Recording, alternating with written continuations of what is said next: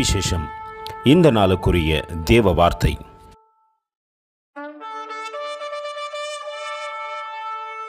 And some fell upon a rock, and as soon as it was sprung up, it withered away, because it lacked moisture. Luke 8:6. మరికొన్ని రాతి నేలను పడి మొలచి చెమ్మలేనందున ఎండిపోయెను. లూకాసు వార్త 8వ అధ్యాయం 6వ వాక్యం. சில விதைகள் கற்பாறையின் மேல் விழுந்தது. அது முளைத்த பின்பு அதற்கு ஈரம் இல்லாததினால் உலர்ந்து போயிற்று. லூக்கா 8:6. அன்பின் தேவ பிள்ளைகளே, கற்பாறையின் மீது விதைக்கப்பட்ட விதையை குறித்து பார்ப்போமா? அப்படியாப்பட்ட ஜனங்கள் வசனத்தை கேட்கின்றார்கள், தேவனை ஏற்றுக்கொள்கின்றார்கள்.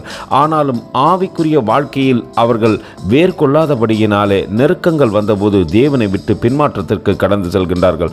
நாம் அப்படி இராதபடிக்கு நாம் கற்பாறையின் மேல் விதைக்கப்பட்ட விதையாய் இருப்போமானால் நிச்சயம் தேவனுக்குள் வேர் கொள்ள முடியாது. நல்ல நிலத்திலே விதைக்கப்படத்தக்கதாக நம்முடைய வாழ்க்கையை அவரிடத்தில் ஒப்பு கொடுப்போமானால் நிச்சயமாய் அவர் விரும்புகின்ற ஸ்தானத்திற்கு நாம் கடந்து செல்வோம். அது ஆசீர்வாதத்தை நமக்கு கொடுத்துவிடும். கர்த்தர் தாமே உங்களை ஆசீர்வதிப்பாராக. ஆமேன். எங்களோடு கூட இணைந்து ஊழியம் செய்ய விரும்பினால் இந்த வார்த்தைகளை மற்றவர்களுக்கும் பகிர்ந்து கொடுங்கள். இது ராஜ்யத்தின் சுவிசேஷம். Thank you for watching. God bless you.